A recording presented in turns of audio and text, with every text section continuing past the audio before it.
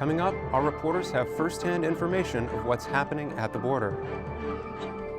And we have the latest information on the lane closures happening in preparation for the caravan's arrival.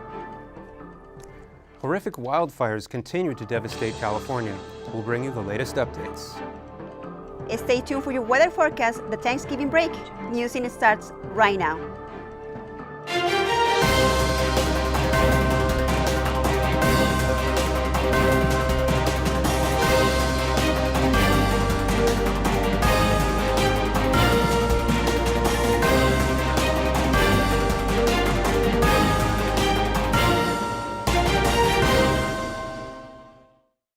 Welcome to this edition of Newscene. I'm Celia Jimenez. And I'm Kevin Burke. The migrant caravan is a serious issue at the border. Many want to apply for asylum in search of better opportunities. But their arrival in Tijuana came with surprises. Michelle Mellon has the story. On Monday afternoon, the first caravan arrived at Playas de Tijuana with the Honduran LGBT community. We had the opportunity to interview Jorge Antonio, a migrant who is part of this community, where he tells us the neighbors are not very happy with their arrival. When we get here, the neighbors got really upset, but we come in peace and just looking forward to cross the border and find better opportunities. The next day, the second caravan arrived. Later in the distance, we noticed that some of the migrants are climbing the wall, shouting profanities at Border Patrol and insisting they also deserve help. That same night, Mexican police moved them to shelters, but many decide to sleep on the beach because they do not want to be separated from their families. On Wednesday, the third caravan arrived with a total of 398 migrants, while the U.S. Army prepares security. But that does not stop them. 2 migrants verbally assault American police and disobey rules by removing the spikes from the wall. We interview a second migrant who tells us they are waiting for even more caravans. We are not all here yet. We're waiting for more caravans. We're just 20% right now. We're expecting like 10 more caravans next week. At night, the community of Playas protests, complaining about the migrants' behavior, drug abuse, garbage, and lack of action. Reporting from Newscene, Michelle Mellon. Our most recent information is that there are over 6,000 migrants expected next week in Tijuana. It's reported that 4 lanes will be closed at the San Ysidro border. We'll keep you updated with any developments. Some lanes along the U.S.-Mexico border are shutting down ahead of the arrival of the migrant caravan. Customs and Border Protection started closing the San Ysidro border entrance Tuesday morning. A nearby crossing, the Otay Mesa port of entry, will see at least 1 northbound lane closed. Combined, the 2 crossings have 29 lanes. The federal agency says the closures will allow authorities to prepare for what it calls the potential safety and security risk of the caravan. The closures are expected to remain in place until the first wave of caravan members arrive. President Donald Trump is reportedly about to fire Homeland Security Kristen Nielsen. According to reports, Trump is frustrated with Nielsen's performance as GSS. He said she has not been able to address the immigration crisis. If replaced, she will be the 4th person in the Homeland Security position in less than 2 years. Nielsen is known for signing off the zero-tolerance policy, which separated thousands of families at the U.S.-Mexico border earlier this year. It's been 1 week since the devastating Camp Fire erupted in Paradise, California. The aftermath from the state's deadliest wildfire leaves many feeling haunted. One resident shared that he thought he would be able to return to his home once the fire was out. However, he was told he would have to wait 4 months. The scene is filled with ashes as a search team of nearly 500 people and a dozen dogs continue looking for survivors. In addition to the destruction, an outbreak of the flu has taken a toll on those in evacuation shelters. Firefighters are still working to contain the Wolseley fire in Ventura, LA County. Authorities confirmed the fire is currently 69% contained, after burning nearly 100,000 acres in the span of a week. Residents in parts of the county, including Thousand Oaks, Calabasas, and Malibu, returned to their neighborhoods to find them totally wiped out by the fire. Over 600 buildings were destroyed, and the surrounding areas will be reportedly need to be completely rebuilt. In the meantime, authorities are investigating the cause of the nearby Sierra fire in Rialto. The Rialto Fire Department extinguished the fire late Thursday night after it burned nearly 150 acres, fueled by Santa Ana winds. Families were forced to evacuate their homes without warning after the fire suddenly erupted Tuesday night. Fire crews were already overwhelmed with the two other massive fires just 500 miles apart. Overall, over 600 people are reported missing as a result of the fires. This is a dynamic list, right? Some days there might be more people, some days there might be less people. Ultimately, when we're through this process, my sincere hope is that we have accounted for everybody. Officials believe many of the names on the list were people who fled the fires and didn't realize they were reported missing. Almost 300 animals evacuees found refuge from the fires in the Camarillo shelter.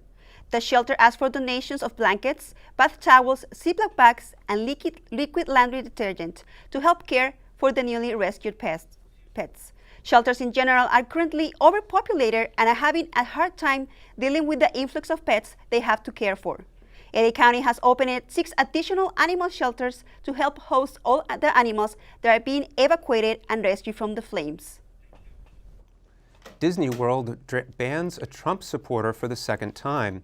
A man returned to Disney World after he was banned for violating park rules by displaying a Trump banner in the Magic Kingdom back in September. The rules prohibit the use of any signs, flags, or banners. But the man tells WFTV that while he wanted to abide by the rules, he also wanted to see if the park's response was just from unfolding a banner or the message on it. A Disney spokesperson says it's not about the content or a political issue, it's a result of repeatedly not following park rules. And coming up, a clear victory for the First Amendment and journalists everywhere. And an NFL drama has finally come to an end. Stay tuned for more on sports after the break. Patriotism. It inspires passionate debate. It's worn like a badge of honor with good reason.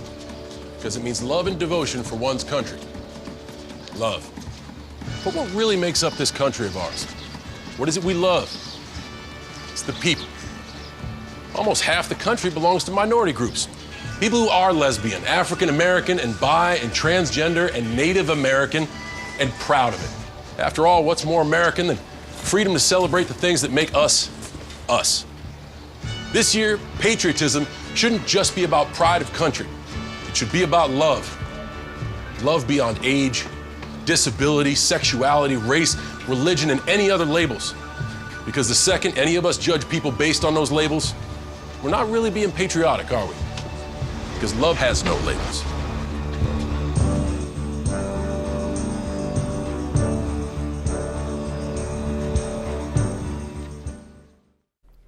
The Trump administration has been ordered to reinstate Jim Acosta's press pass this morning by a federal judge. CNN has vocalized that revoking of Acosta's press pass is a violation of both the First and the Fifth Amendment. Good morning, everyone. I'm Theodore Contreras. I represent CNN and Mr. Acosta. We're extremely pleased with the ruling today. This is a great day for the First Amendment and journalism. We're very excited to have Mr. Acosta be able to go back and get his hard pass and report the news about the White House. I'll turn it over to Jim. Okay.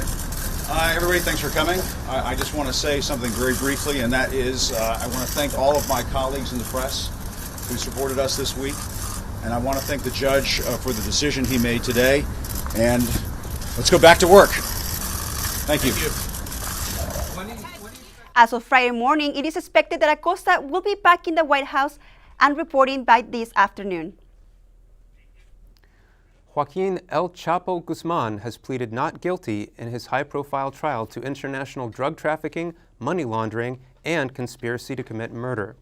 The monumental trial began on Wednesday when 2 jurors already being replaced due to anxiety and fear for their safety.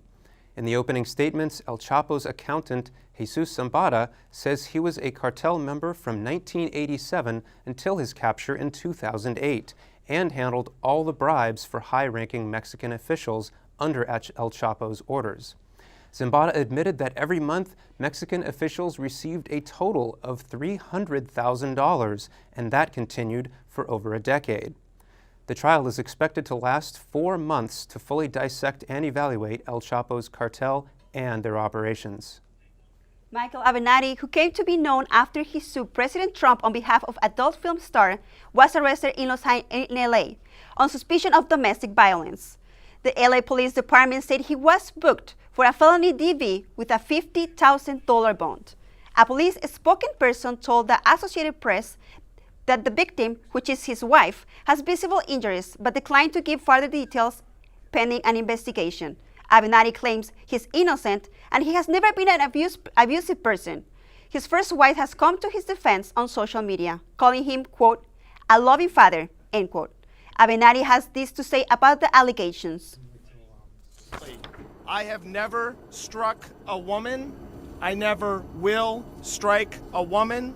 I have been an advocate for women's rights my entire career, and I'm going to continue to be an advocate. I am not going to be intimidated from stopping what I am doing. 10 days after the midterm elections, Florida is still counting votes. The Sunshine State had until Thursday to finish the automatic machine recount following close margins in the governor's race. The state has now issued a hand recount for about 10,000 ballots that were not able to be counted through machines. Officials now have until Sunday afternoon to finish the recount for key races in the state. If you thought the historic sailing ship downtown just sits idle, you're in for a treat this weekend. Kenyatta Rigmaiden takes us to the waterfront. The oldest actively sailing tall ship left in the world is setting sail this weekend. San Diego's very own Star of India has been sitting dockside for the last 5 years, undergoing repairs to her deck and foremast. On Saturday and Sunday, she finally gets a chance to spread her wings. The last time the Star set sail was in November of 2013. After that came years of refit thanks to the Maritime Museum staff and volunteers. This year she turns 155 years old, and the crew still maintains and sails the ship with tools and techniques from a century ago. This ship, really, it's the pinnacle of sailing technology. It was one of the first 100 iron-hulled ships ever built, and it was one of the last square riggers that was in operation commercially. The museum's maintenance and sail crew has been training for over 2 months to ensure the ship and her crew are ready to set sail. Even the ship's 4,000-pound anchor needs to be checked by dropping it to the harbor floor and raising it up by human power. Being able to actually get on it and sail it the way it was, there's no engine involved.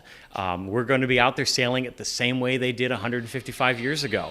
Several of the museum's other ships are heading out to sea as well, including our official state tall ship, Californian, and the Spanish galleon replica, San Salvador. For Newscene, this is Kenyatta Rigmaiden. The Star of India, which is a National Historic Landmark, gets underway for 2 all-day sailing outings this Saturday and Sunday at 9 o'clock. And for the biggest highlights of Thursday night football, here's Juan Gomez. Thank you, guys. To start off, as always, we will kick off with Thursday night football. The Seahawks hosted the Green Bay Packers, a rematch of the NFL Championship in 2014. The Packers late in the first quarter with the ball. Aaron Rodgers runs to the sideline to find his fourth-string tight end, Tanyan, to the end zone. We see this play a lot from the talented QB. But this match is always crazy and never disappoints. Russell Wilson would pass to the edge of the end zone for the TD to Doug Baldwin. What a beautiful pass. But the beauty of the play is the celebration that you're about to see. Talk about surfers. At the end of the game, Seahawks will edge the Packers to win 27-24. Both teams are still in the hunt of a playoff spot. And bad news for the NFL fans in Mexico, as the game between the Kansas City Chiefs versus the LA Rams that was scheduled to be played in the Estadio Azteca in Mexico City has been moved to LA. Mexican fans were thrilled to probably have the best game of the season, as both teams have only lost 1 game this season. But due to the poor field conditions, the NFL decided to move the game back to LA to protect the integrity of the players.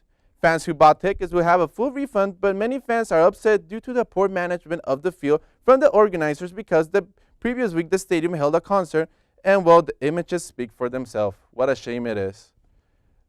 And the most dramatic story in the NFL has finally come to an end.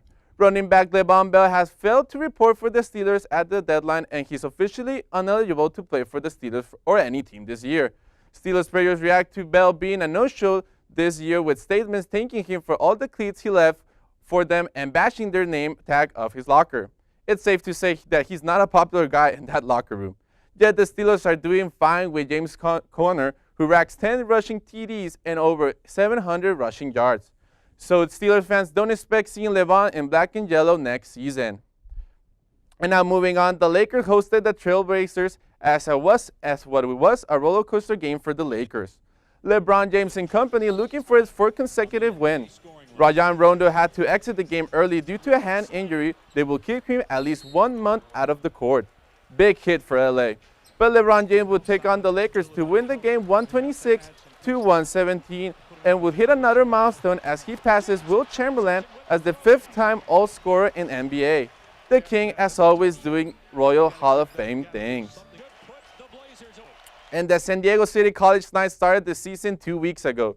The team did pretty good during the Knights Invitational, winning both games and getting the tournament's title. Last week they went to full tournament where they won the first game but lost the last two. The team is 3-2 so far. According to the coach Mitch Charlens, the team needs to work on their defense. The Knights will be attending another tournament during the Thanksgiving break at Palomar College. And guys, with that, we're going to wrap up sports. Back to you guys at the desk. Thank you, Juan. This week saw the death of a comic book and film legend. More on his life and legacy in entertainment. She is 6 years old, and she is my very best friend. I couldn't live alone without her. I spend a lot of time in my backyard. I feed the birds and the bees. I love my flowers. The color in my garden keeps the pink in my cheeks. I was very independent and thought I could take care of myself. I fell and I had to have Meals on Wheels. I love them. They're my savior. And I look forward to volunteers because they've all become my friends. My name is Lola Silvestri. America, let's do lunch. 1 in 6 seniors faces the threat of hunger, and millions more live in isolation. Drop off a hot meal and say a quick hello. Volunteer by donating your lunch break at americaletsdolunch.org. Student journalists participated once again in an intense one-day workshop called Pro for a Day at Southwestern City College. Let's take a look. What is it about? Pro for a Day is a workshop the San Diego Association of Black Journalists put together every year. Jerry McCormick, tell us why they do it. Pro for a Day is SDABJ's way of giving back to journalism students because we want to make sure that we educate the next generation of journalists. During the event, students learn more about news writing and talk with professional journalists. They are motivated to deliver news in a shorter time frame, just like it happens in the real world. What I like about Pro for the Day is that we got practical applications. You know, we're in classes 90% of the time, but a lot of those don't have hands-on experience. Luis Gomez says going to these type of workshops is viable and adds why students should sign up for Pro for a Day. This is the kind of stuff that people pay thousands of dollars to learn, and you're getting it for free. There is also a mock-up conference where students have to produce a story. It was also a lot of fun. The fake scenario with the fake press conference, it was very fun. It resembled the real thing. At the end of the day, students turn in an article, video, photos, or their posts in social media. They share their work with their peers and get feedback from their mentors. If you want to check out the work of the students produce or are thinking about signing up for next year, you can find out more information at proforaday.wordpress.com. Students and researchers came together at City College as well as 2 universities in Tijuana for the 7th Binational Conference this week. They talk about issues that are faced on both sides of the border, such as cross-border students, immigration, lack of water, and more. Students learn about the struggles people suffer to cross the border as well as what happens when non-citizens get deported. The conference also faced some adversity after one of the panelists, Leon Fierro, was detained by U.S. Customs while crossing the border. Fierro is a member of Mexicali Resiste, a group which is trying to protect the water supply. Customs revoked his visa and he couldn't attend the conference, but he shares his experience with students over the phone and via social media. And it's looking like a magical weekend in the box office. Our very own Shonda Walker has morning entertainment. There's been a lot going on in entertainment. Oh my God. Sadly, fans are mourning Marvel comic book publisher Stan Lee. The 95-year-old passed away of pneumonia on Monday. Lee was a writer, an editor, and a publisher of many iconic Marvel characters such as Spider-Man, X-Men, The Incredible Hulk, and Iron Man, to name a few. Even though he did not draw the characters he created, the superhero stories, Lee claims Spider-Man was his favorite creation. He even did a cameo in the film. With exciting movies, J.K. Rowling's Harry Potter spin-off, The Fantastic Beasts: Crimes of Grindelwald, is set to reach all U.S. theaters on November 18th. The moment has come to take our rightful place in the world where we wizards were free. Johnny Depp plays Dark Wizard Gellert Grindelwald, and Jude Law is young Albus Dumbledore.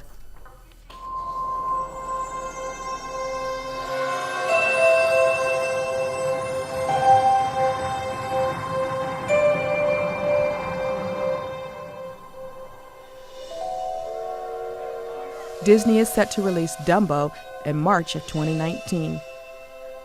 The live-action film will retell the story of the 1941 classic. We're all family here, no matter how small.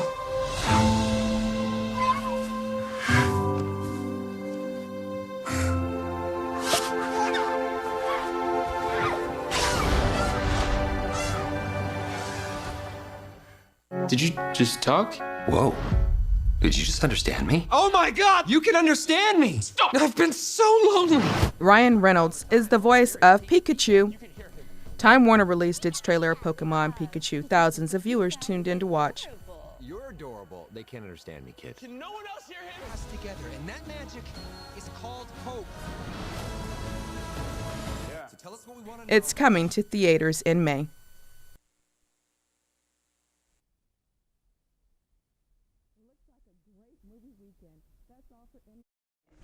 That's all for entertainment. Back to you at the desk.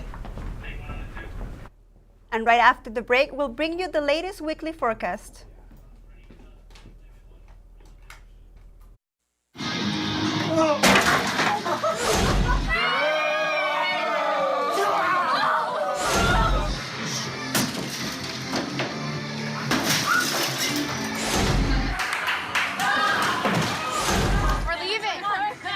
Most party fouls are pretty dumb. But if you decide to drink and drive underage, you could lose your license and your freedom. Underage drinking and driving. The ultimate party foul. And the Star of India is setting sail this weekend. How is the weather going on for the sailors, Quiñara? Well, tomorrow, right now we're getting waves of only 2 to 3 feet. Let's look at the surf. And, well, right now the temperature in the water is only about 64 degrees, but that's not too cold in case somebody falls in, but hopefully nobody will fall into the water. The only thing I'd be concerned about is that they get home early. Nowadays, the sun is setting pretty early. We have sunset at 4:47 p.m., so that's pretty early. Now let's move on to the local weather. We're going to see we have some really nice temperatures along the coast here in San Diego. We're looking at upper 60s, and it's actually getting a little bit warmer as we move throughout the day. Inland, we're looking at upper 60s. Again, that's moving up as well. Let's look at the mountains. They're cooling down this time of year. It gets kind of cool in the mountains. Borrego Springs, 73 degrees out there in the desert. It's pretty nice. Great time to go out in the desert. That sure does beat those 100+ temps that we have in the summertime. So let's talk about how it's getting dark earlier. That allows it to cool down a lot more. So we're going to have some colder overnights. Look at this 8-day forecast. We can see on the coast we're cooling down to about 55 degrees, but inland they're going to be in the mid-40s overnight. And that's because they don't have the insulation of the water that we have. So we're really blessed to be on the coast. And so we have a high in the low 70s, and that's going to last until about Tuesday, Wednesday. We're going to have a low pressure system moving in. So Wednesday, we're going to have a little bit of clouds, more clouds moving in Thursday, and we have a slight chance of precipitation, a little bit of rain, maybe early in the morning. We're talking about 3 in the morning, folks. Nothing to be alarmed about. Hey, Thanksgiving is going to be really nice. Turkey Day, or whatever you want to eat with your family. That's the main thing about Thanksgiving. I love the day, and we're going to have great weather to go with it. High 60s. So everyone taking trips, traveling throughout the country is going to have a great time. It might be a little bit cold if you go to the northern part of the country. Now, if we look at this map, you can see that we have some colder temps up in the northern part. We have 30s in Bismarck, Minneapolis, Detroit 34. They are having a little bit of snow. And if we look at the northeast, and we're talking about north of Boston, there are some weather warnings and winter storm advisories out for heavy snow. It's pretty cold up there and things are getting a little bad up there. That's way up north. As we go down south, we see that there's high pressure dominating from about DC down to Miami. Look at this whole area of the Midwest, and the green area is the clear skies. High pressure there as well. Temperatures from the mid-50s up to the mid-60s. So we're going to have pretty nice weather. And, you know, the Northwest, they're a little bit colder. Salt Lake City has a little bit of rain, 45 degrees coming in. But that about wraps it up for the weather. And have a great Thanksgiving. Back to you folks at the desk. Well, thank you for that, Kenyatta. A new version of Monopoly has come out specifically for millennials. Millennial Monopoly brings a whole new spin on the classic board game. Instead of buying property in the game, you buy experiences because, as the game says, millennials can't afford property anyway. Some of these experiences include trying new vegan bistros and couch surfing. Deciding who goes first in the game is different as well. Whoever has the most student loan debt plays first. Whoever has the most experiences by the end of the game wins. And that's all the time we have for this week of edition of Newscene.